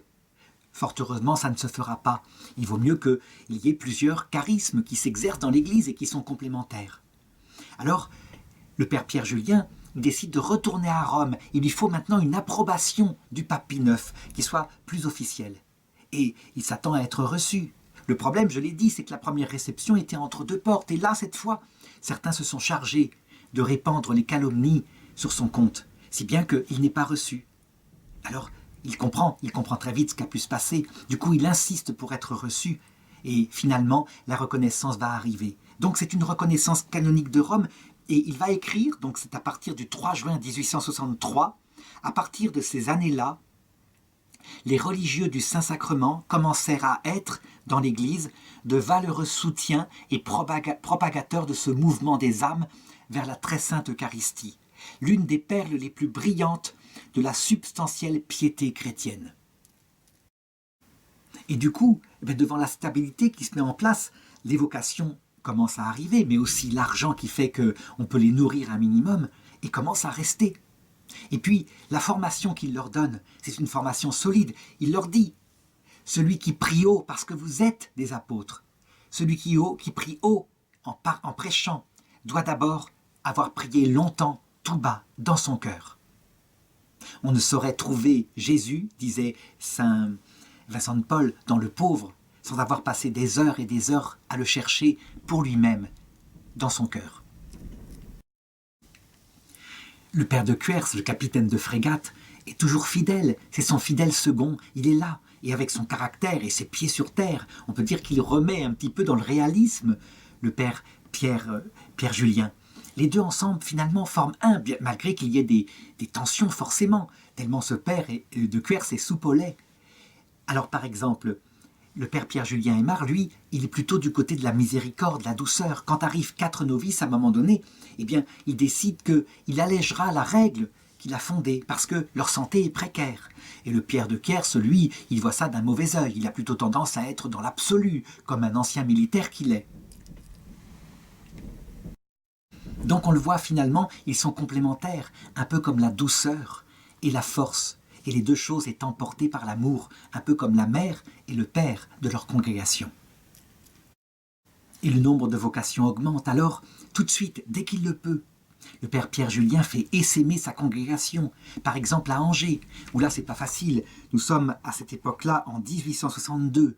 Il a 51 ans et le gouvernement impérial est très souvent anticlérical. Si bien qu'il fait la demande au niveau du gouvernement et on lui répond « Pour ce qui est de l'ouverture d'une chapelle à Angers, apprenez mon père qu'il y en a déjà 600 de simplement tolérés en France et c'est déjà beaucoup. » Et pourtant, il arrive à passer outre et à faire sa petite fondation. Et alors il vient pour aider à la fonder. Sa prédication marque les cœurs. C'est pas qu'il est c'est pas un Saint Jean Chrysostome, c'est pas ça. Mais c'est plutôt la simplicité, la bonté qui émane de son cœur, et puis les histoires très concrètes qui accompagnent son enseignement théologique, qui fait que tout le monde peut suivre, tout le monde peut comprendre l'importance de l'Eucharistie.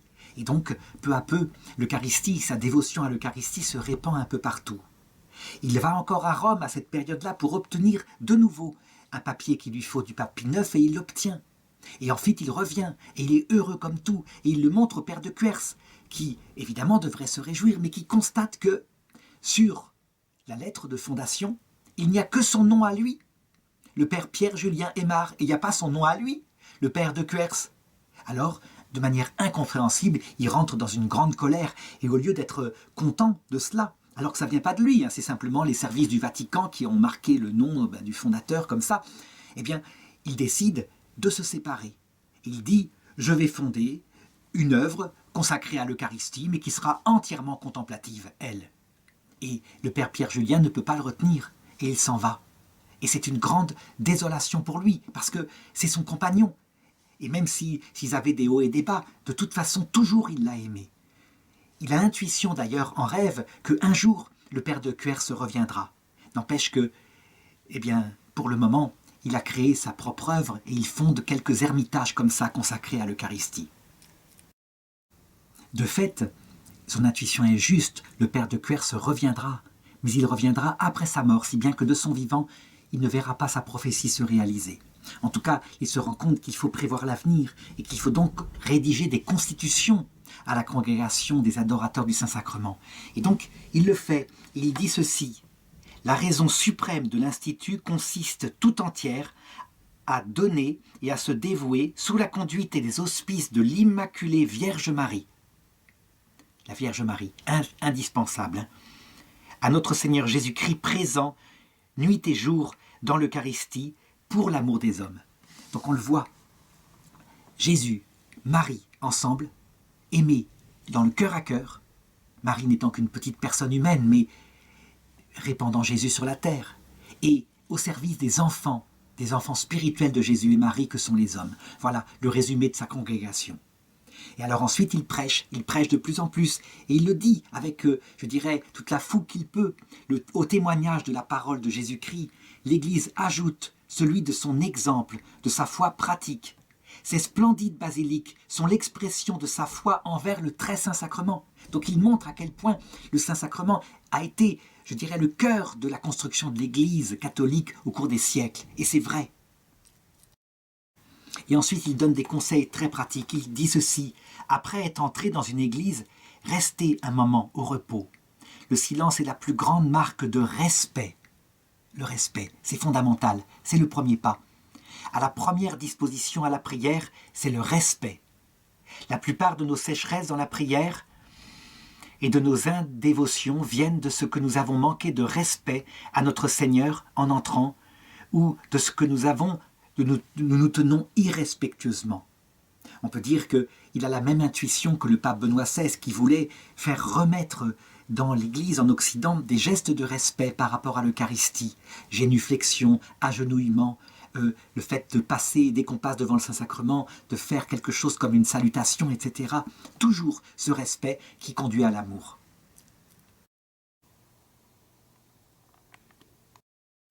Et dans le même esprit, il dit, dans la célébration de l'Eucharistie, les normes liturgiques doivent être observées avec une grande fidélité.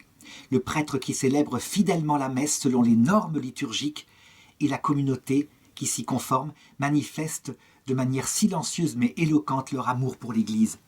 C'est encore une autre intuition dont on peut dire que l'expérience de l'Église catholique, après les années 70, se fait témoin. Il ne faut pas faire n'importe quoi, je veux dire, du brodage eucharistique. Il faut véritablement, même s'il y a des endroits où on peut véritablement innover dans les normes eucharistiques, il faut y être fidèle. Et les choses continuent. Et les choses continuent dans le combat perpétuel. Ça veut dire que rien ne lui sera jamais épargné. Mais il est habitué. Il a tellement vécu le combat. À partir de 1864, il a 53 ans. Eh bien, il est nommé, on pourrait dire, supérieur général par ses frères. Et la première chose qu'il fait, c'est de répandre à l'international sa congrégation, afin que le Saint-Sacrement soit connu dans le monde entier. Et puis, de fonder une branche féminine. Il sait à quel point les femmes ont été beaucoup plus fidèles que les hommes lors de la présence de Jésus sur terre, au message évangélique.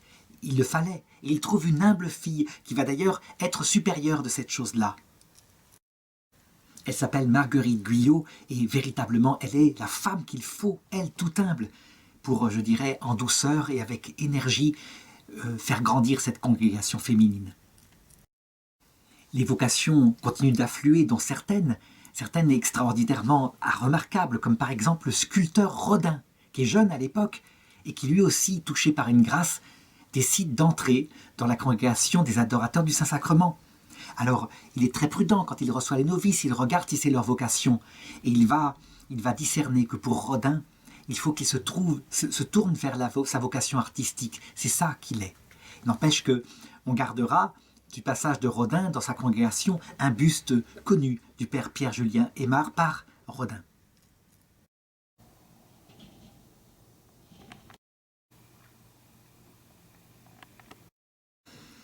Ce qui est étonnant, c'est que, alors qu'il s'use, qu'il vieillit, parce qu'il est jeune encore, il a moins de 60 ans, mais son corps est usé par toutes les privations, les épreuves qu'il a vécues, et bien, parallèlement, le Seigneur commence autour de lui à faire par lui des sortes de prophéties et même de miracles, de choses étonnantes, de phénomènes que les gens sont bien obligés de constater, si bien qu'ils se disent qu'il y a manifestement chez lui de la sainteté.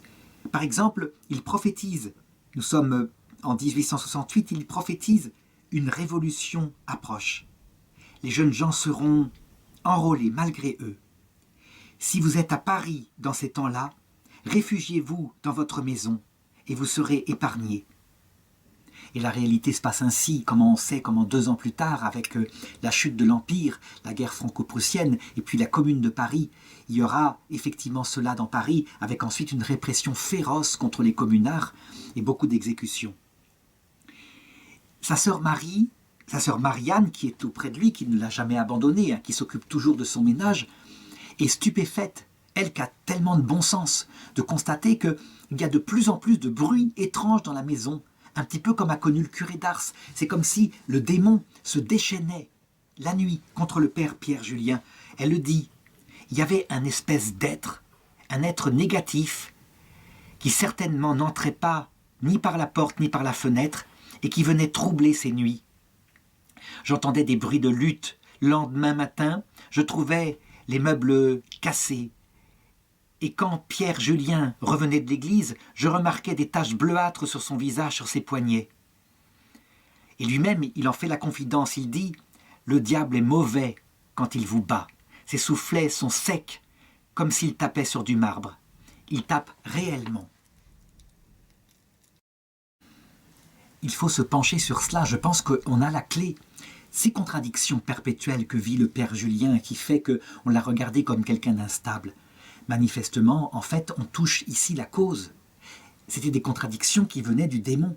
qui l'humiliait en lui faisant toucher des tas d'échecs sans arrêt. Mais lui le prenait avec une telle humilité et un tel abandon à Dieu que finalement, vaincu par son humilité, il s'était mis à l'attaquer extérieurement. On a la clé et l'Église le reconnaîtra évidemment plus tard. En tout cas, les gens, le peuple de Dieu, lui, eh bien, il se rend compte de ça. Et donc, il vient de plus en plus vers lui pour demander des miracles, pour qu'il puisse guérir des malades. Eh bien, il fait exactement comme le curé d'Ars. Ça veut dire que, qu'est-ce qu'il fait? Eh bien, il prend par exemple de l'huile.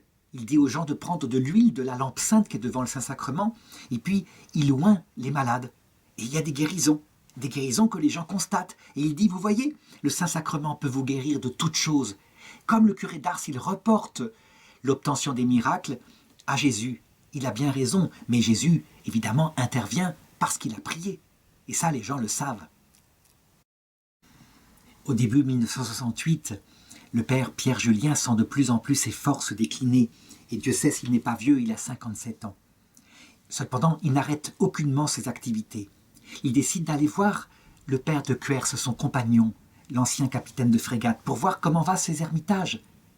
Il est mal reçu. Ça se passe mal. L'autre, je dirais sans doute, eh bien, l'insulte quelque part, lui fait des reproches très verts, et donc il repart. Il repart très triste de cela, en priant beaucoup pour son compagnon, auquel il ne veut aucunement. Il comprend, il a bien raison quelque part. Si bien que, affaibli par de telles contradictions, il attrape la grippe. Il devrait évidemment s'aliter, mais il n'en fait rien. D'abord, il doit aller célébrer un mariage. C'est fondamental pour lui, c'est un couple qu'il vient de convertir et qu'il a baptisé, auquel il a promis de célébrer leur mariage. Donc il y va, tout grelottant, brûlant de fièvre.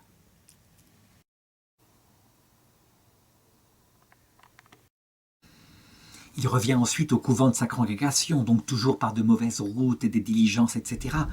Et là, voilà qu'on lui apporte, c'est une personne repentante qui lui apporte une hostie qu'il avait volée il y a des années et qu'il avait profanée. Et là, le père décide de faire une messe de réparation adressée à Dieu pour ce qu'a subi cette hostie. Et donc il organise ça alors qu'il devrait se coucher, bien évidemment. Si bien que la grippe se transforme à un moment donné en pneumonie. Ses poumons s'infectent, si on peut dire.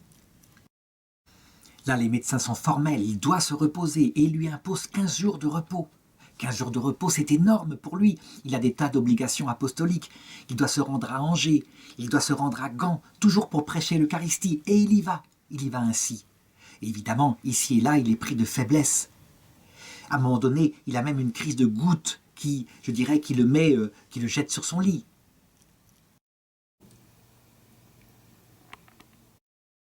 Donc les médecins, de nouveau, sont formels. Si vous n'arrêtez pas maintenant votre activité, vous allez mourir tout simplement. Et donc ça ne vous apportera rien, puisque vous aurez gâché l'énergie que vous avez. Vous devez retourner dans votre maison familiale. Vos sœurs s'occuperont de vous. Et là, vous pourrez vous reposer, vous requinquer, et vous repartirez dans l'apostolat. Et donc il accepte. Il faut cependant prendre le train, la diligence, pour se rendre dans ce pays qui est quand même lointain. Et donc il y va. Et le voyage, évidemment, est épuisant à cette époque-là. Donc, à un moment donné, arrivé, près de Grenoble, il est pris de nouveau de faiblesse. Il est d'ailleurs avec un compagnon, un membre de sa communauté, il lui dit « J'ai hâte d'arriver chez mes sœurs. J'ai peur de tomber malade en route. » Seulement, il reste 6 heures de diligence à faire.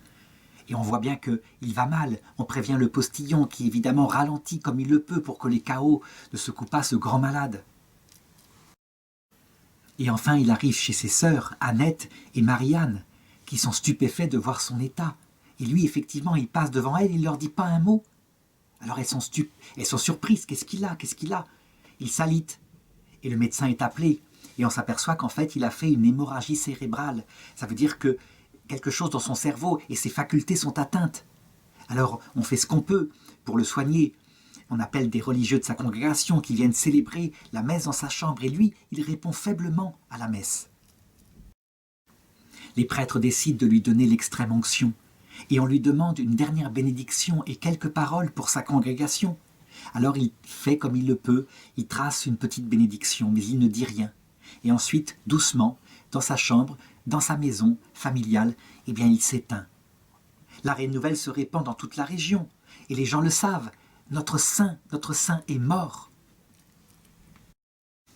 Et il se passe exactement la même chose qu'on voyait au début de l'Église. Ça veut dire que le peuple de Dieu réclame tout de suite, ou pense tout de suite qu'il est saint, qu'il est auprès de Dieu. Et il vient auprès de son corps afin d'obtenir la protection. Et ils obtiennent des miracles. On pourra compter un certain nombre de miracles, j'en raconterai un peu tout à l'heure. L'essentiel, c'est que le jour de son enterrement, le 2 août, il y a 10 000 personnes. Et il y a 10 prêtres qui sont là, qui se bagarrent pour porter le cercueil. On veut être le plus proche de sa dépouille mortelle.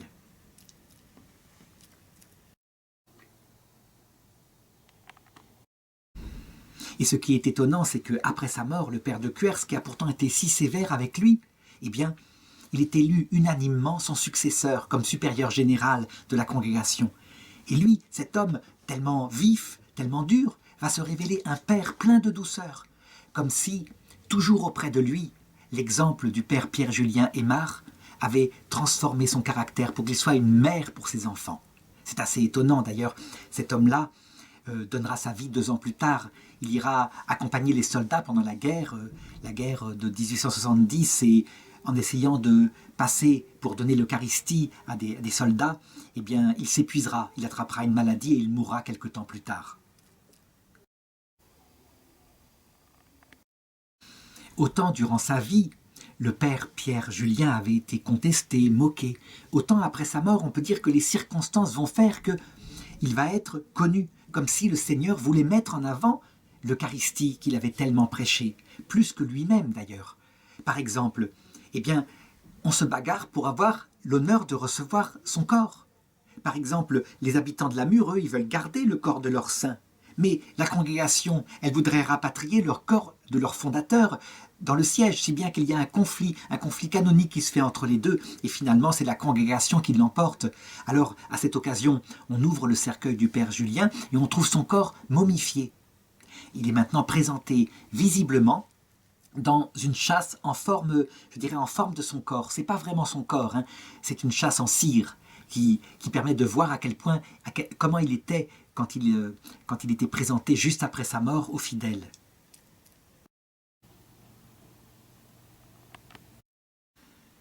Et évidemment, l'évêque de Grenoble sait bien qu'il faut faire une enquête sur l'héroïsme de ses vertus.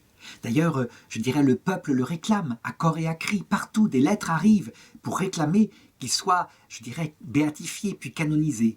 Et puis des miracles se produisent. Par exemple, en 1919, voilà qu'une jeune envine qui avait, toute jeune, qui avait une tumeur cancéreuse de l'os au genou, eh bien, qui était incurable évidemment, prit Pierre-Julien Aymar et est aussitôt guéri, à la grande stupéfaction des médecins. Il y aura toute une série d'autres miracles de ce genre. Son intercession semble puissante depuis le ciel.